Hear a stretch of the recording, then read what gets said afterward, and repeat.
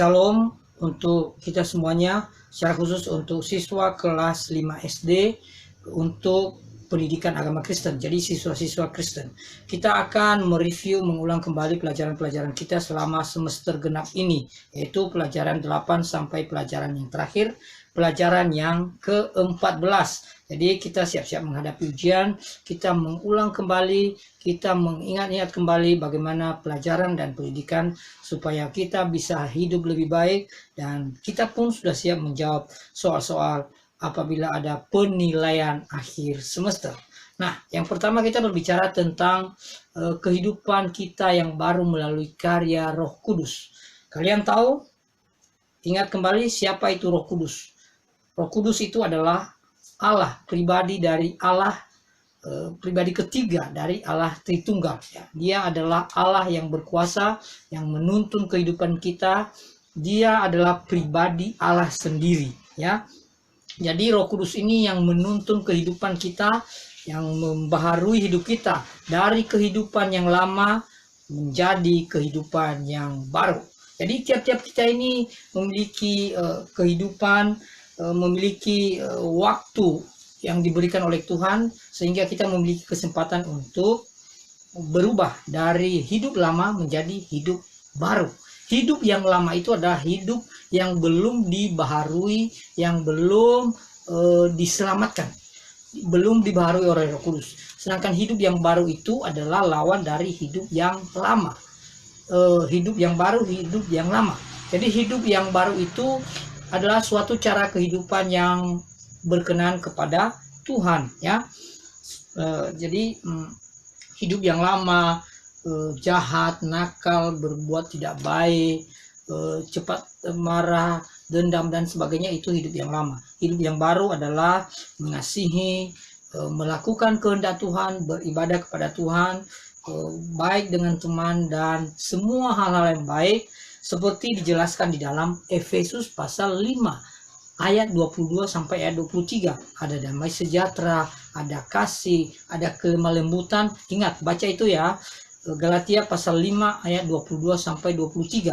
Itu adalah cara hidup yang baru. Sementara cara hidup yang lama itu tidak melakukan hal-hal yang baik itu. Ya, oke ya. Baik. Kita berbicara tentang hari ini kita berbicara tentang peringatan Roh Kudus, ya. Roh Kudus turun. Roh Kudus turun itu terjadi setelah Tuhan Yesus naik ke surga. Selama Tuhan Yesus berada di bumi, Roh Kudus belum turun. Jadi Tuhan Yesus, kita peringati ya, Tuhan Yesus mati, bangkit kembali, dan selama itu dia ada di bumi, bangkit selama 40 hari dia berada di bumi setelah dia bangkit. Lalu kemudian dia naik ke surga. Ya, Pak Guru ulangi ya, Pentakosta artinya hari 50, itu maksudnya hari ke-50 setelah Yesus bangkit. Jadi 40 hari dia berada di bumi, kemudian dia naik ke surga. 10 hari setelah itu Roh Kudus turun. Roh Kudus dicurahkan pertama sekali dalam Kisah Para Rasul, ya. Pertama sekali ada dalam Kisah Para Rasul pasal 2, nanti dibacakan di situ pasal 2, itu Roh Kudus turun, ya, kepada murid-murid, kepada para rasul seperti lidah-lidah api. Nah, jadi Roh Kudus dilambangkan seperti lidah-lidah api di sini. Walaupun di tempat lain Roh Kudus sering dilambangkan dari burung merpati, ya. Oke, seperti itu terjadi di Yerusalem. Ingat itu ya, itu untuk pertama sekali, dan itu disebut sebagai hari lahirnya gereja. Jadi pada hari itu disebut hari Pentakosta, artinya 50, maksudnya hari ke-50 setelah Tuhan Yesus bangkit. Ya, oke ya. Jadi Roh Kudus itu berperan banyak. Nanti baca di dalam Yohanes pasal 14 ya. Ada banyak peran Roh Kudus itu, memperbarui, mengingatkan akan dosa, membawa pada kebenaran, menuntun pada kebenaran. Itu semua pekerjaan dan karya-karya Roh Kudus dalam kehidupan kita. Dan dengan demikian kita hidup baru, kita dituntun oleh Roh Kudus, menyerahkan hidup kita, kita diselamatkan, dan kita lahir baru.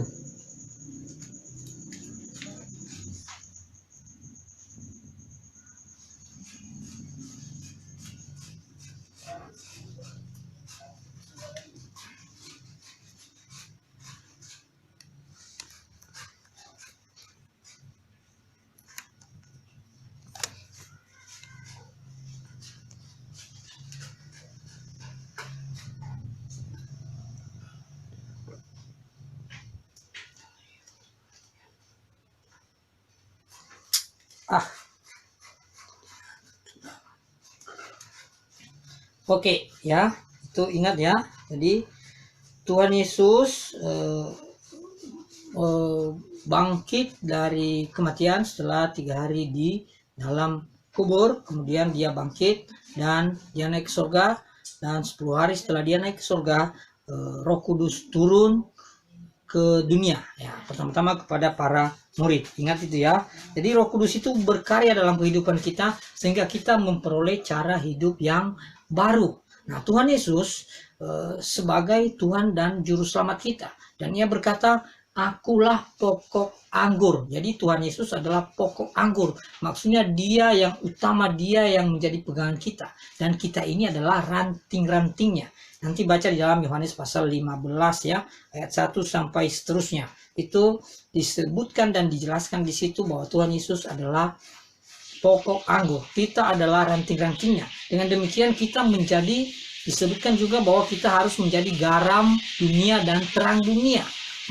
Garam dunia dan terang dunia maksudnya kita harus menjadi teladan dimanapun kita berada, ya. Jadi berada dimanapun kita harus menjadi orang yang baik, orang yang melakukan kehendak Tuhan, menunjukkan bahwa kita ini orang-orang yang perbuatannya sebagai melakukan perbuatan sama seperti perbuatan-perbuatan Tuhan kita Yesus Kristus. Oke ya.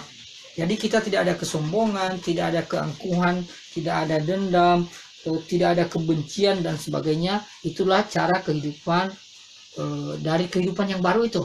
Dan kemudian kita menjadi garam dunia dan terang dunia. Lalu kemudian selain itu kita belajar juga bagaimana kita melayani dalam kehidupan kita. Maka gereja telah mengistilahkan 3 panggilan gereja. Ya, ingat ya, 3 panggilan gereja, atau sering juga disebut panggilan gereja. Tentu gereja harus tahu semua ini ya. Di gereja juga diajarkan 3 panggilan gereja, yaitu bersekutu, melayani, dan bersaksi. Bersekutu, melayani, dan bersaksi. Ya, bersaksi itu sering diistilahkan dari bahasa Yunaninya itu marturia. Sementara melayani itu diakonia. Dan bersekutu koinonia. Ingat ya, bersekutu koinonia. Istilah itu harus diingat ya.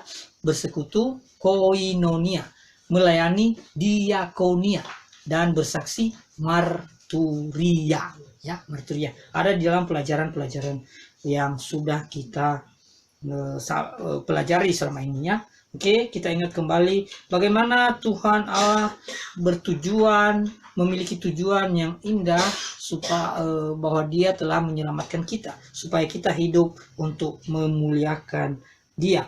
Jadi kemudian juga ada kehidupan ini, tujuan Allah supaya kita berkarya, supaya kita menunjukkan semua potensi-potensi kita. Jadi dalam perumpamaan Tuhan Yesus, bagaimana kita berkarya itu disebut sebagai talenta. Ya. Talenta itu sebenarnya artinya adalah uang. Jadi Tuhan memberikan kita talenta, lalu kemudian talenta itu kita kembangkan. Namun dalam pengertian yang melambangkan kehidupan kita, talenta itu diartikan sebagai bakat-bakat, ya, bakat kita. Kalau ada bakat bernyanyi, kita kembangkan. Kalau ada bakat bermain musik, kita kembangkan untuk melayani, kita kembangkan untuk memuliakan Tuhan. Itu maksudnya. Jadi kalau kita memiliki bakat lalu kita tidak mengembangkannya, kita bersalah di hadapan Tuhan, ya. Namun demikian, kalau kita memiliki banyak talenta, itu kita tidak boleh sombong. Kita tidak boleh menganggap orang lain yang tidak bisa itu kita remehkan, kita kucilkan dan sebagainya. Itu tidak boleh. Tapi mereka juga Tuhan memakai mereka dengan bakat-bakat mereka yang tidak sama dengan kita. Mungkin kita bisa bermain musik, tetapi mereka tidak bisa bermain musik. Kita tidak boleh mengejek, mengucilkan mereka. Kita tidak, itu namanya kita sombong kalau kita melakukan hal itu. Ya, jadi mereka pun melayani dengan apa yang mereka mampu lakukan, sesuai dengan bakat-bakat yang mereka miliki. Mungkin tidak sama dengan kita. Mungkin kita bisa musik, tetapi mereka tidak bisa musik. Mereka bisa melayani melalui membuat, mempersiapkan kegiatan-kegiatan untuk ibadah, membuat kue untuk para pelayan-pelayan Tuhan. Itu juga bagian dari kemampuan yang bisa kita lakukan untuk Tuhan. Oke, ya. Jadi hidup baru itu tidak harus mewah, tidak harus melakukan seperti orang lain yang bisa lakukan. Kita melakukan pelayanan, kita memuliakan Tuhan, kita menjadi teladan sesuai dengan bakat-bakat yang Tuhan sudah berikan kepada kita. Ya, oke. Sebagai ciptaan baru, kita harus hidup menurut kehendak Tuhan, bukan lagi kehendak teman, kehendak kita sendiri, kita maunya, bukan, tetapi berdasarkan kehendak Tuhan, yang mana kehendak Tuhan itu kita bisa tahu melalui firman-Nya di dalam pembacaan Alkitab, ya. Oke ya. Jadi Tuhan Yesus mati bagi kita untuk menebus kita, ya. Dia sangat mengasihi dan mencintai kita. Jadi dia mengalahkan, sebenarnya kematian Tuhan Yesus itu bukan kekalahannya, tetapi justru kematiannya itu mengalahkan maut. Seharusnya maut itu kita terima, tetapi dia kalahkan itu sehingga kita tidak mengalami maut. Kalian tahu maut? Maut itu artinya hukuman. Bisa hukuman neraka, nah itu sudah pasti. Dan hukuman-hukuman tidak ada sukacita dalam kehidupan kita.